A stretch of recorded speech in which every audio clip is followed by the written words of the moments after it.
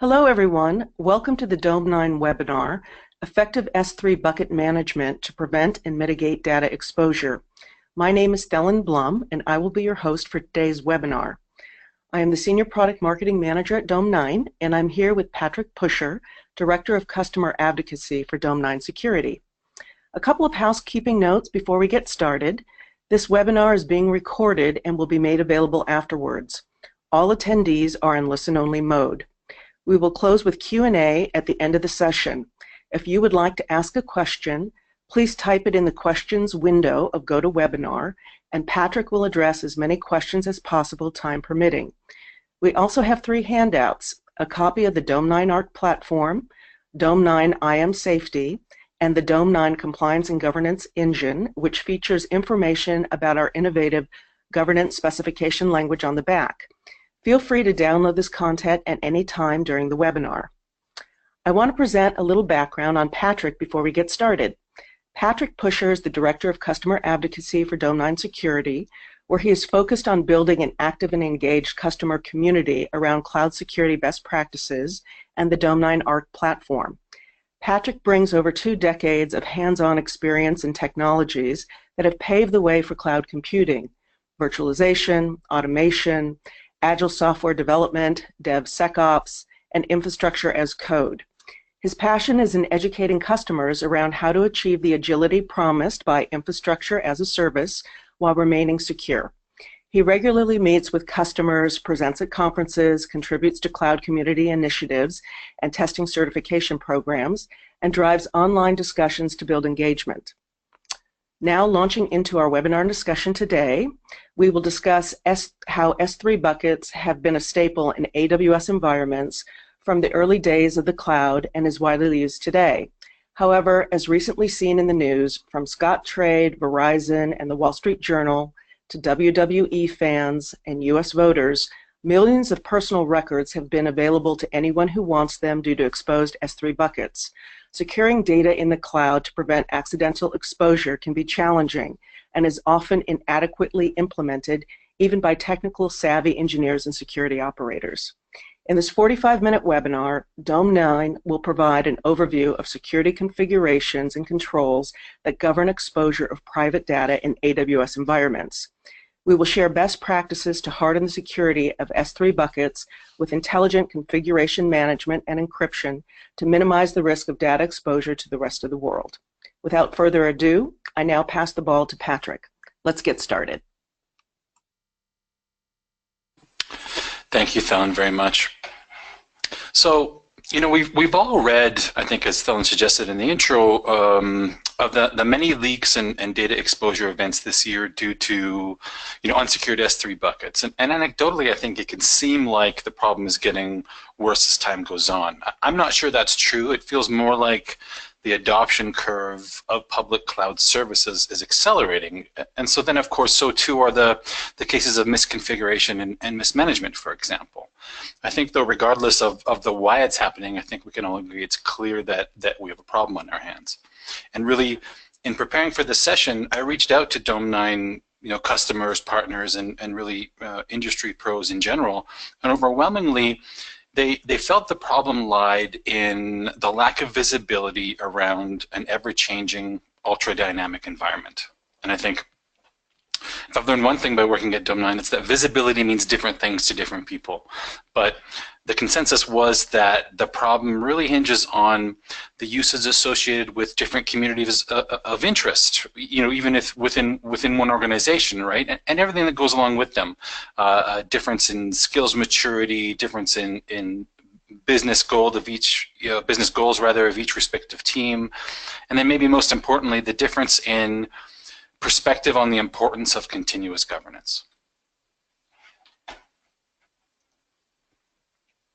So as an overview, we're going to take a look at what controls we have available to ensure our data remains away from prying eyes within AWS, but still allows us the flexibility we need to take advantage of all the capabilities that we came to the cloud in the first place, right?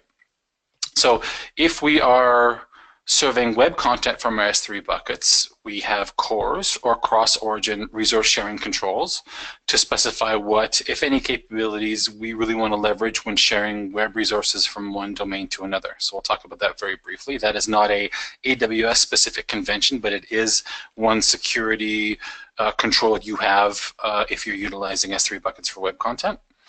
Next, we have access control lists, or ACLs, the original access control method from AWS that allows us to tie policy to resources in our S3 buckets or of the bucket itself using XML.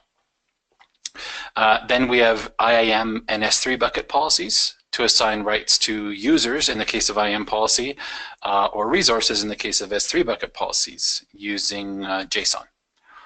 And then lastly, we'll talk about encryption to manage, who can interpret our data regardless of the access control method.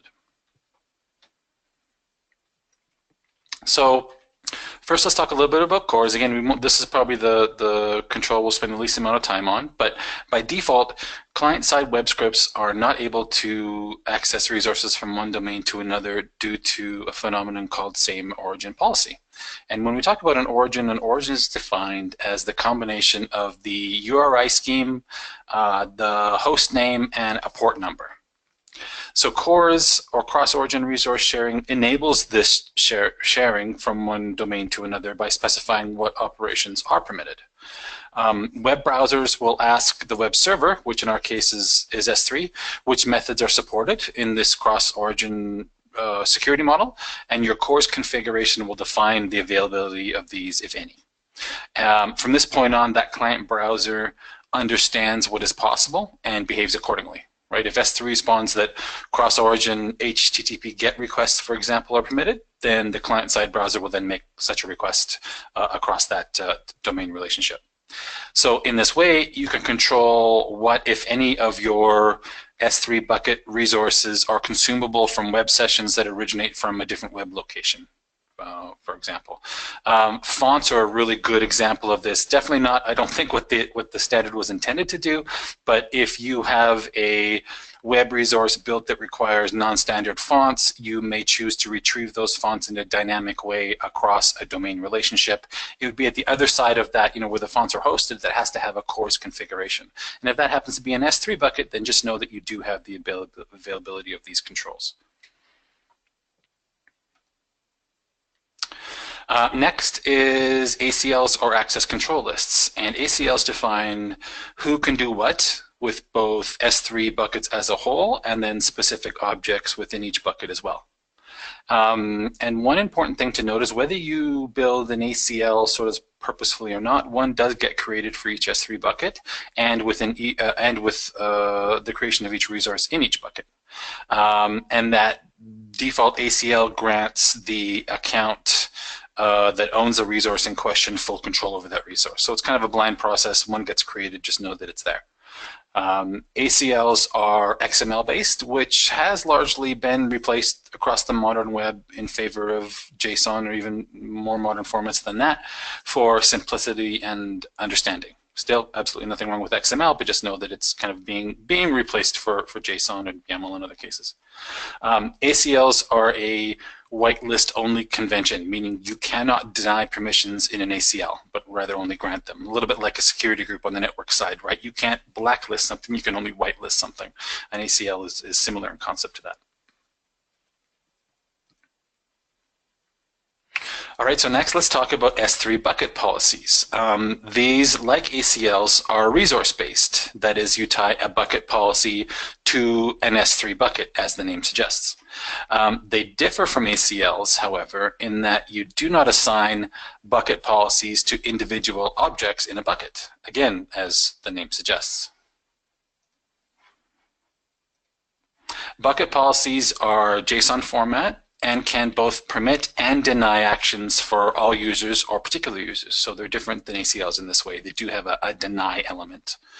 The principal policy element, and we're going to look at some examples shortly, so you don't have to memorize the stuff, but when we see that principal policy element, that's what ties the specific S3 bucket policy to a user or a group, in the case of maybe the use of an asterisk. And we'll look at those examples shortly, but know that if you see a principal policy statement, you're looking at a bucket policy. Deny-based policies, as we talked about, that are possible in a bucket policy, take precedence over allows, which is very, very powerful, right? One deny across an ACL, not really an ACL, as we talked about, you can't deny, but any deny across a bucket or an IAM policy takes precedence over a grant of any kind. So it's a powerful kind of full stop denial mechanism. Bucket policies can do a lot of things. There's a lot of flexibility in what a bucket policy can mandate. We'll talk about how we can mandate server-side encryption, encryption in transit. We'll look at some of those kinds of examples as we progress in our webinar today. All right. Next, we have IAM policies, and at a glance, they can look pretty similar to bucket policies, but these are not resource-based. They are IAM policies are assigned to users, groups, or roles, and they define what can be done against specific resources.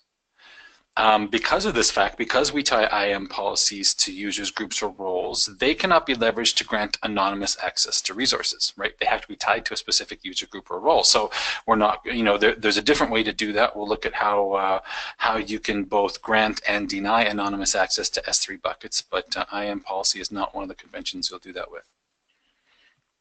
Like bucket policies, IAM policies can allow or deny access, so they have this attribute as well. Remember, we talked about an ACL can't deny. Both bucket and IAM policies can. You can do specific denials. Unlike bucket policies, though, this can be done against both buckets and specific objects in a bucket. So this is, one might think this is the most flexible way to define privilege, and I would agree with you. Deny policies take precedent over any allows, just like on the bucket policy side. So that same advantage is present within an IAM policy as well. So having talked about a little bit about cores, but mostly about ACLs, bucket policies, and IAM policies, let's talk about what option is right for you depending on your goals. All right, so if your goal is anonymous access against an S3 bucket, you'll only use a bucket policy or an ACL, right? Because as we talked about, IAM policies are tied to specific users, groups, and roles, so they are not appropriate for defining anonymous access. So if that's your goal, you'll use either a bucket policy or an ACL. If you're looking to deny access by resource, only bucket policies are possible, since ACLs do not allow you to deny access, only grant. And IAM policies are applied to users, groups, and roles, not to resources. So to deny access by resource, bucket policy is the way to go. If you're looking at denying access by user, then on the flip side, only IAM policies available. Again, since we tie IAM policies to specific users, groups, or roles. ACLs and bucket policies are assigned at the resource level. So to do anything by user, to deny, to grant, IAM policy is the vehicle you want to choose. Now, here's one of the more complicated scenarios, and we have a specific example we'll look at right after this. But to provide access from one AWS account to another, a combination of a bucket policy, a delegating IAM policy, and even optionally an ACL can be used altogether in conjunction. This delegation of some level of access from one account to another can be a complicated example. We'll take a look at this in the next slide. If your policy is large, if you have a big comprehensive policy, you'll likely want to use IAM policy or an ACL, basically anything but a bucket policy. Bucket policies have a limitation of 20K in size. So if you have a ton of definition, you could exceed that. I mean, 20K is still a fair bit of room, but if your bucket policy is very comprehensive, then it may grow over that 20K limitation in size. And then lastly, if your goal is to set permissions on specific objects rather than entire buckets, you will either use an IAM policy or an ACL, because again, as we reviewed earlier, bucket policies only apply to entire buckets, not the objects inside them. So there's a few scenarios, a handful of scenarios that get you thinking around, which of these three access control methods is appropriate for your use case. In reality, in the wild, as I like to call it, we see a combination of these. So it really does take getting to know what you can and can't do with each of these security controls we have across our buckets and objects. But as promised, let's take a look at one of the more comprehensive examples of how we craft a policy that allows us to accomplish our business goals. So when it comes down to buckets and object ownership, Although it's possible for a bucket owner to enable other AWS accounts to upload objects, those objects that get uploaded remained owned by their creators and not the AWS account that owns the bucket. And this can be sometimes confusing, right? It can create a challenge whereby objects located in an S3 bucket belonging to one AWS account, specifically the uploading account, are not accessible to the bucket owner at all, the one that's actually paying for that storage. So to mitigate this, the object owner, in this case, in our example that we're kind of working towards, the uploader in this case, can grant permissions back to the bucket owner by using an object ACL. And when we do this, we're not changing ownership of the object, but we're rather granting access permissions. And so if you recall, ACLs can only grant permission at the account level. So the last step of this permission model is that the bucket owner can then delegate these permissions to specific users using a bucket policy. And so using the principal element in that bucket policy. So we're going to take a look at that. So let's work through a specific example, right? So how do we own an S3 bucket, grant uploadability to a different AWS account, yet retain full control of objects that are uploaded?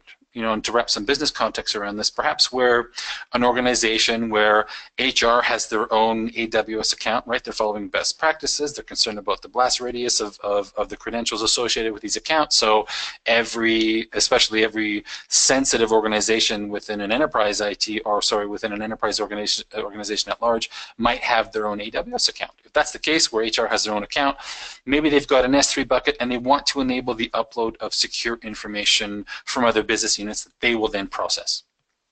Right? A real world example. How would we enable that through policy creation on the S3 side? Let's take a look. So the first thing I want to make sure you do is only look at the top half of this screen. So you can see the SIDs, the identifiers for each of these blocks of policy. We have statement 1, and then below we have statement 3. You might think that's a typo, but it isn't, I assure you. If we first just look at statement 1, what we're doing in that piece of policy is that we are granting account B access to upload objects. So let's say this is HR. We've created an S3 bucket. We've called it sample bucket. The first block of policy, that statement 1, grants a separate AWS account the ability to upload objects, and that's important. Let's leave that statement 3 for a minute. Don't look at that. It's all defined in the same document for convenience sake, but as a workflow, we're going to look at statement 1, and then we're going to look at the next slide. But before we do, just glancing at this, what kind of policy do you think this is? It's hard to tell, right? Because both IAM and bucket policy kind of have this JSON notation. So there is one element in this policy that gives it away, and that is that principal element. Wherever you see that principal element, you know you're dealing with a bucket policy. In an IAM policy, we don't have who the policy is applied to within the policy. We actually do that assignment, right? We build a policy and then we assign it to users, groups, or roles. So this is an S3 bucket policy. So the first thing we do is we grant account B access, and then what we're going to do is have that account B user upload an object. But the piece that's missing, why I didn't want you to look at that statement 3, is it didn't make sense until you saw this. When account B uploads an object, that user via an ACL is going to grant control back to account A. And that's an important step. If that isn't done, account A, the HR department that set up the S3 bucket in the first place, will never be able to access those objects. So of course this would be a more automated process. You'd likely have an application, uploading these and then doing this security control manipulation, if you will, right? We're not going to leave this up to individual users. This is in building one application to another, something that deposits information into HR's S3 bucket and then grants that HR account, as you can see on the right-hand side of the screen here via this command line. What we're doing is we're granting full control back to account A. And when we do that, now this statement below makes sense because it's actually the last. Logically, it's the last security control change we'll do in this workflow. Now we're going to say, let's grant access to those objects, just get objects, so just download access to a specific user in that account A. In this case, the user is called Webster. So the workflow is, we set up an S3 bucket via bucket policy. We grant uploadability to account B. Account B then uploads an object through ACL, gives account A full access to that object, and then account A delegates that access down to an individual user called Webster. So, three sort of statement pieces organized in different ways, a combination in this case of S3 bucket policy and ACL. So that's one way to accomplish the goal we set out with. There's more than one way, but as you can see, more sophisticated, especially interaction scenarios, does really necessitate the need to combine, these security controls into a workflow that makes sense. Okay, so now that we've spoken a little bit about all the different security control mechanisms we have around access control, let's have a look at the next frontier of data protection.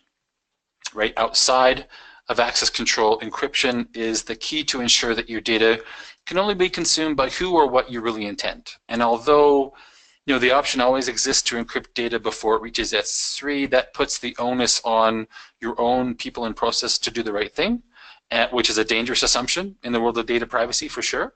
So then if we focus our discussion on server-side encryption, several options exist for management of the keys to that encryption, right? So before we get into these, let's talk about the distinction between what we call master and data keys. So S3 encrypts each object with a unique key. We call this a data key. Then S3 encrypts that data key itself with a master key that it regularly rotates. And we call this a customer master key. These customer master keys, or CMKs for short, can be managed by AWS or you, the customer.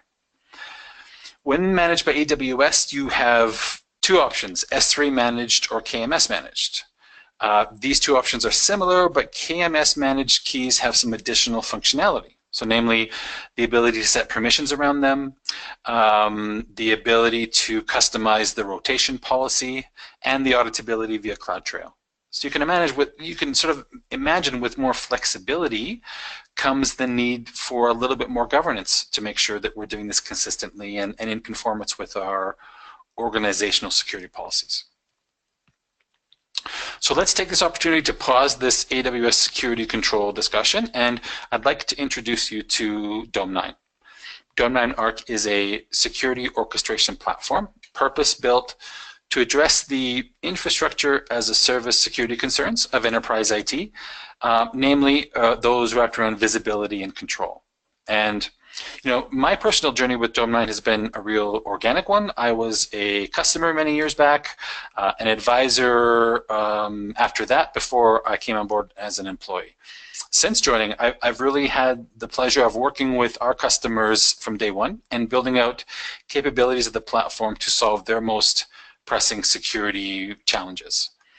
And although we've built many capabilities and solved really many problems on behalf of our customers over the years, as an infrastructure professional, that's my background. I think as Helen introduced in her very generous introduction at the start, the one that resonates the most for me has been the Dome9 compliance and governance engine. Right? Our customers leverage this capability to understand where their infrastructure state deviates from the desired baseline, right? And whether that's best practice driven or more formally regulatorily driven, using again more formal data security standards.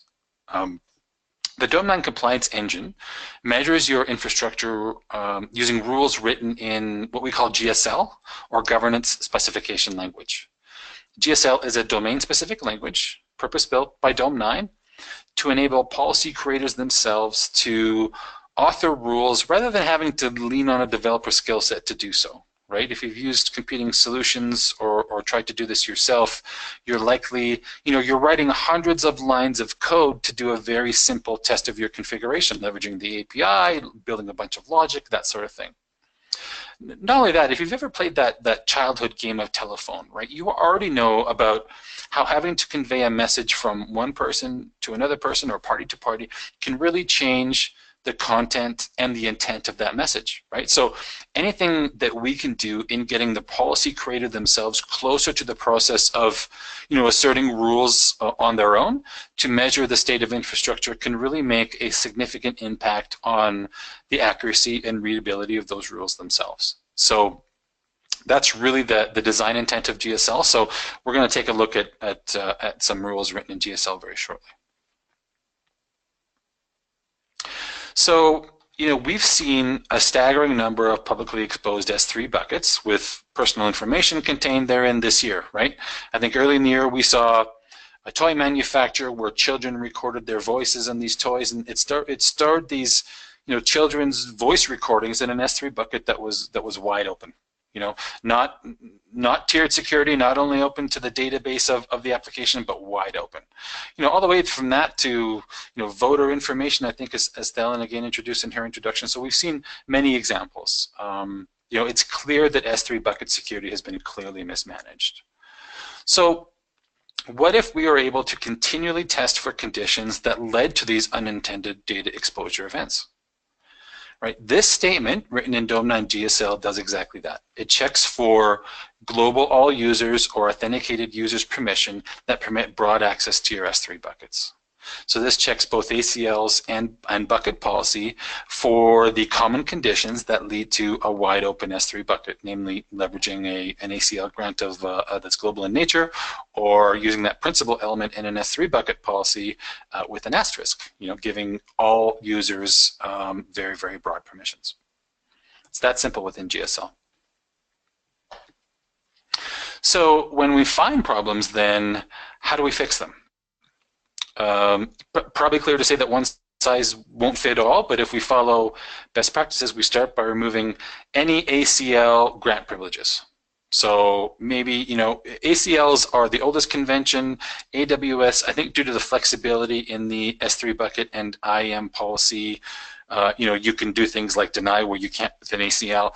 AWS recommends we use those. So certainly monitoring for the existence of any security control, maybe other than explicit denies, or maybe anything at all within the ACL kind of vector is a good idea. Next, we create least privilege IAM policies, and we assign those to the users, groups, and roles that require access to specific resources, right? We minimize the use of using wildcards here. Then we ensure that we report on both successful and unsuccessful access attempt via the IAM service last access report to consistently and continuously over time tune our policies. Lastly, we review S3 object access logs to determine the who, what, and when of S3 object access, again, just to make sure that our policy is doing the right thing. And so we have on the screen at the bottom 2 rules written in GSL that can measure either the use of ACL grants at all or the use of ACL grants other than those attached to your root user. Because one thing that people don't understand, we talked about how ACLs get sort of silently created under the covers even if you don't use them yourself. That is definitely the case for root credential ACLs as well. So if you go ahead and you delete every grant or delete every ACL that exists and you don't have another access control method, you can actually lock your root user out of those resources. So be careful here, be careful what you're doing, but certainly using IAM policy or S3 bucket policy over ACLs is a best practice, and GSL has many ways you can test for whether you're doing that effectively or not. So once it's fixed, of course, it's important to ensure that we no longer permit anonymous access to our S3 buckets in the future. One way we do that is to build a policy that explicitly denies this, right? This policy denies that you see on the screen all S3 actions that come from an anonymous user. And that's helpful, but it should be noted that this is really just the beginning of a policy, right? If we follow that principle of least privilege, this policy only denies access to anonymous users, but does not deny access to anyone authenticated with an AWS account. So, I mean, if that's your desired end state, then great. But realistically, you're likely looking for something a little more comprehensive, where you'd want to build access controls tighter than this. For example, where, if we go back to that example where really an S3 repository that holds any kind of data for your application should only be accessible to that tier of your application, right? It shouldn't be accessible to every authenticated AWS user. So if you have a tiered application like that, for example, you would want that appropriate tier, web to DB, for example, to really be the only access path for the objects within your S3 bucket. So, this is a good start, but you'd want to evolve this into something more specific. So shifting then the discussion back to encryption, key management is the next frontier that Dome 9 and the compliance engine can really provide some extended visibility and governance around. And again, because customer master keys, and that's a bit of a mouthful, maybe we'll start using CMK as an abbreviation for that, have a higher degree of flexibility, they typically require a little bit more governance. And we alluded to that earlier.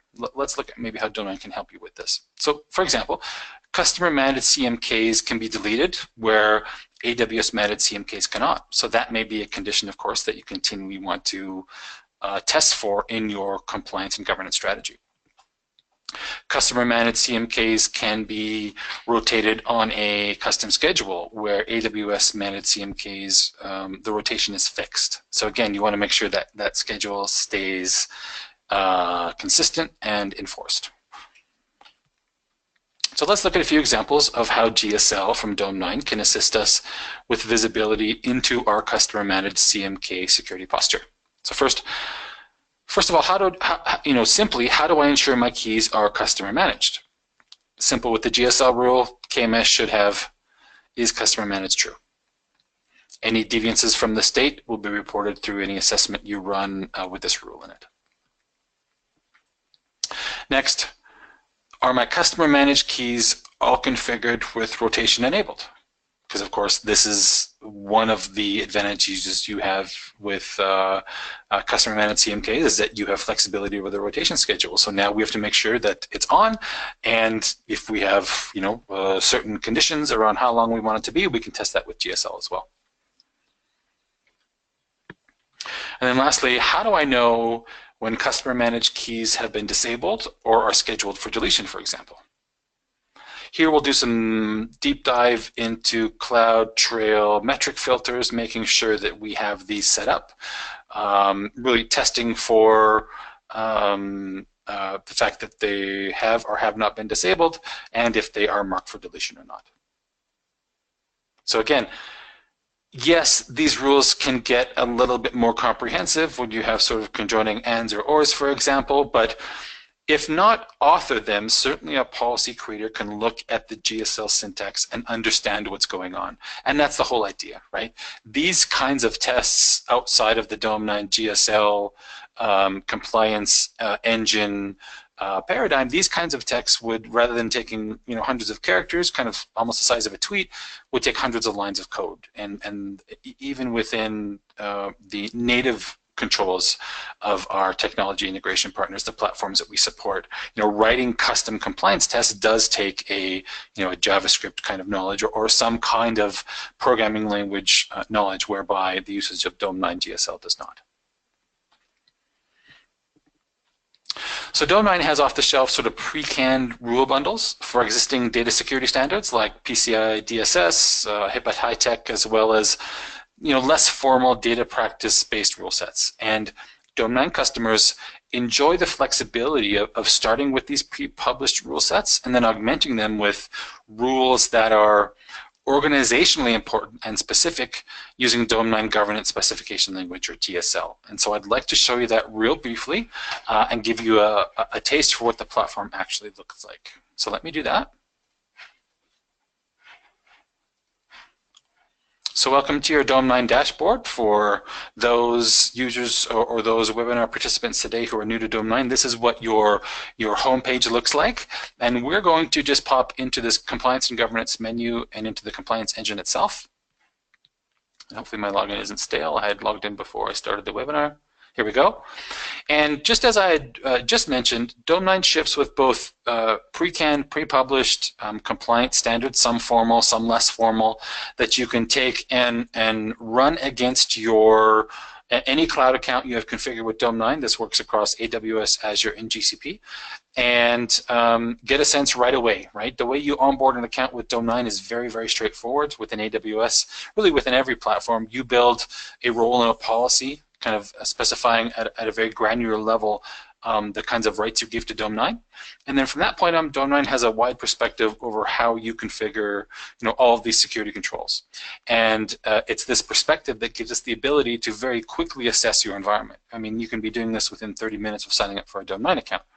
And so what I want to show you is we had a lot of conversation around S3 today. And so if I pick my PSI DSS, what we call rule bundle, it's got 76 different measurements in it. And I check this S3 bucket filter under validation types, then you'll get a sense for the kind of rules we have in this rule bundle of 76 different tests to do with S3. I also have a few different S3 examples that I used in a talk I did very similar to this one at the New York City AWS Summit, I guess a couple months ago, that we'll look at as well. But these are the kind of measurements that we are affecting against these cloud accounts, right? We're looking at, do we have S3 buckets that are publicly available? Do we have logging turned on, making sure we capture changes to our S3 bucket configuration? These kinds of things. And just let me give you a feel for what the output of a compliance assessment from Dome9 looks like. Before I do that, just notice I am picking one of the accounts I have connected to Dome9, but I can also feed this bundle of rules a CloudFormation template rather than pointing to a live environment. And this is really key, right? You can get Dome9 involved in the assessment of your infrastructure as code rather than waiting to provision changes, finding that you have serious security policy violations, tearing those resources down and starting the process over. Rather than that, define those changes that you want to carry out in a CloudFormation template, assess that with Dome9. Once you're happy, and go through as many iterations of that cycle that you need to make sure you're confident in those changes, and then provision those, knowing that you're not going to risk any security coverage across that change that you've just effected within AWS. Many of our customers are moving to that kind of paradigm, and they leverage the Dome9 compliance engine both against live infrastructure as kind of a final check, but much earlier in their process against CloudFormation templates as well. We're going to pick our prod demo account. You can also get very, very specific, right? Down to one region, down to one specific VPC if you'd like. We're going to do a whole account and get a feel for what the output of the compliance engine is like. And I am looking at the clock. We're going to leave a few minutes for questions, so we'll just spend a few more minutes here. But this is what the output of the Dome9 compliance engine is. It's both information at aggregate, kind of in the top half of the screen that you see me circling here. This is more intended for compliance officers, managers, information at aggregate, whoever has use for that perspective. How we tested our overall pass-fail ratio, which in this case isn't very darn good at all. Where we failed, how we failed by severity, by the kinds of entities, the resources type we tested, even an interactive breakdown per region of how we did. So in Frankfurt, for example, we did quite a bit better than our global actually pass-fail ratio. But then down below, the bottom half of the page, as you scroll down, is really intended for that practitioner perspective, that individual or team that you will task to go and solve these problems. So that's the compliance engine. If we go back up here, just before we run out of time, I do want to showcase. So these are the bundles that you will see there existing, as you begin your use of Dome9. What you can do then is clone these. So let's say I cloned this PCI DSS bundle, as I'm sure somebody has done down here. Yes, many of them. And then they become editable, right? Because no pre-published standard will know your specific naming conventions, tagging conventions, right? The kinds of things you use within your organizational IT security policy that are specific.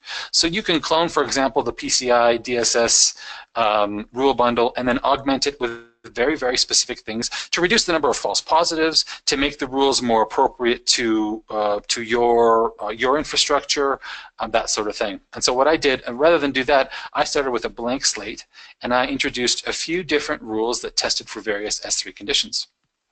So for example, because GSL has perspective over your S3 bucket policy, we've already looked at some examples during the slide portion of our webinar, we can do things like ensure that our bucket policy mandates that we're only able to send or retrieve objects, in this case it's send or retrieve get object, I guess, via TLS, so secured web, right? No clear text transmission.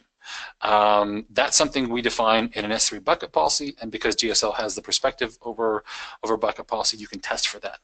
So imagine having this in a rule bundle that gets continuously assessed in your environment, knowing that if the high rate of change within your usage of AWS is not introducing any configuration that really violates this policy. That's the intent of having a rule like this expressed in GSL, and then having it consistently and continuously assessed in your environment.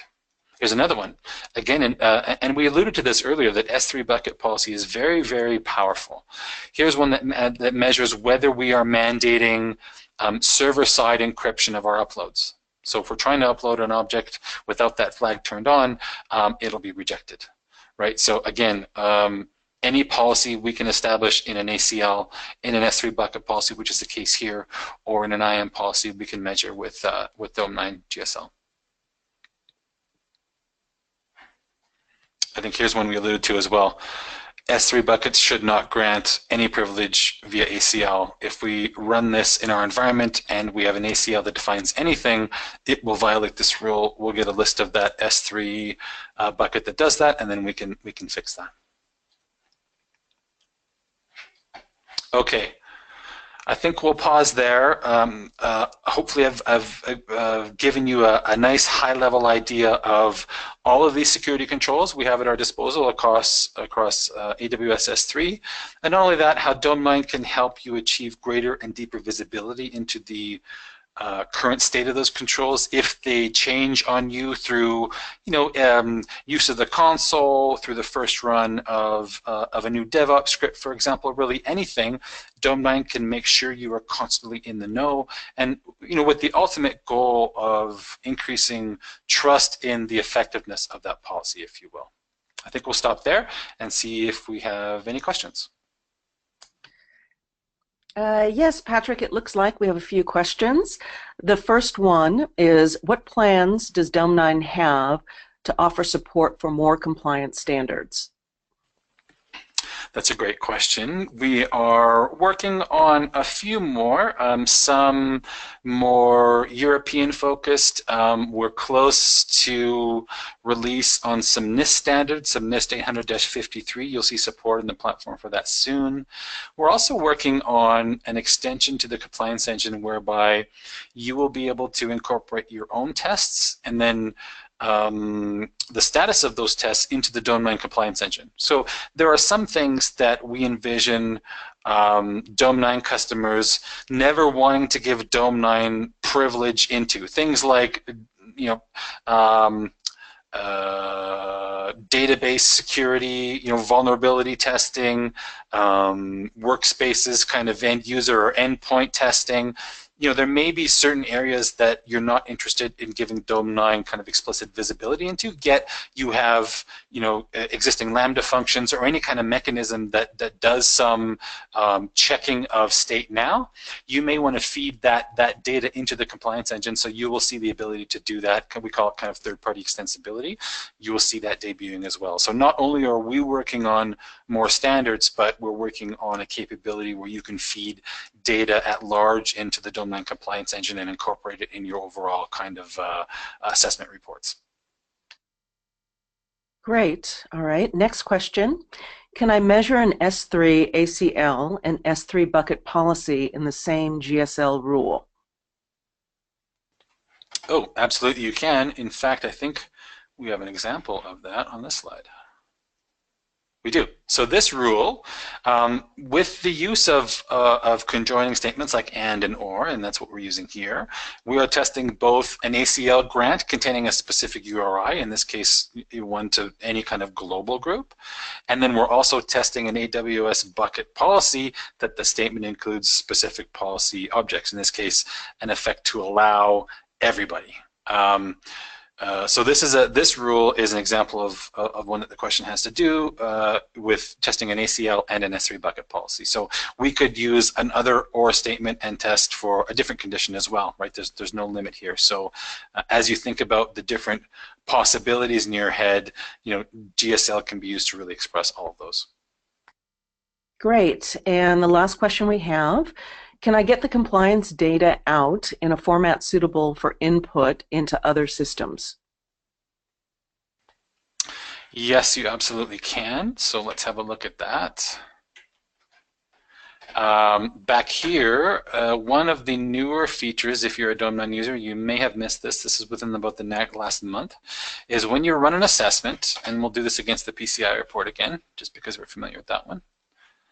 When you run an assessment, you now have the option to not just consume it within the Dome 9 portal, but you can export it. You've always been able to export it to PDF, which is a nice portable format sort of for readability, but you can also export all the failed tests, you know, that have all of the entity data around them. We didn't go really deep into what the report format is, but you can export those now to CSV, which of course is an ideal format to be incorporated into another tool. You can also run these assessments via Dome 9 API and capture the results coming back that way for even more flexibility. But if you're a UI user rather than an API user, you can do it now with the export to CSV option as well. Okay, great. Well, thank you, Patrick. All right, everyone. This concludes today's webinar. Thank you for attending. If you have any further questions on the information presented today, please don't hesitate to reach out to us via the email q&anda@dome9.com. I have a few final notes. If you enjoyed the webinar presented today and would like to experience the Dome 9 ARC platform for yourself, we are offering a more detailed personal demo or 14-day free trial. Please visit our website at www.dome9.com and click on the Get Started button on our home page. Just register and a representative from Dome 9 will contact you to schedule a demo or activate your free trial. I've also provided the link for the free trial in the chat window.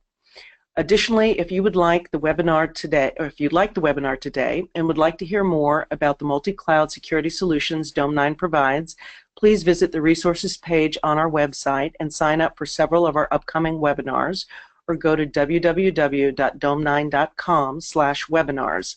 If there's a topic you would like us to discuss, please contact us through our website and let us know. With that, we thank you for your time today and hope you found the content informative. This now concludes the Dome 9 webinar. Enjoy the rest of your day.